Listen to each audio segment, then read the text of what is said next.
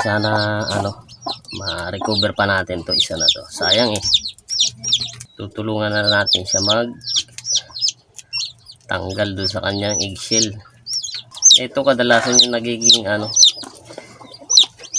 problema ng karamihan mga kamanok, yung ganitong oras na ng kanilang pamimisa. Yung iba na iiwan na ganito, hindi makalabas ng shell. Siyempre mauubusan sila ng matutuyo yung ganito, papasukin ng hangin hanggang sa yun, namamatay na sila yung sisiw dahil hindi makalabas.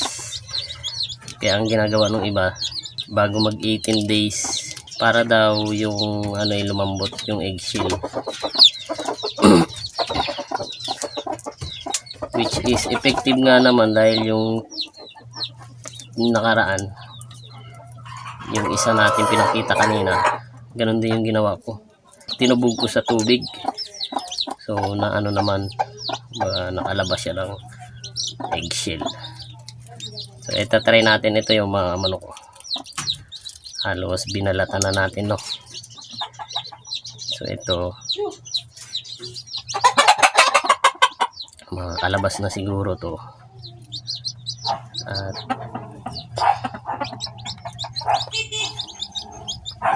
ayan, buhay pa naman siya eh. Pero ngayon talaga yung pisa nito dahil ito siya, yan, lumabas na.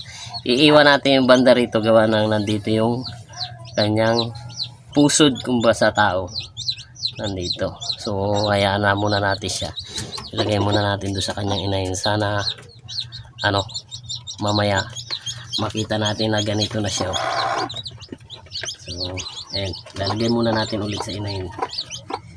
Ilayo muna natin doon sa kanyang paa kasi baka maapaka naman. Ayan, diyan ka muna.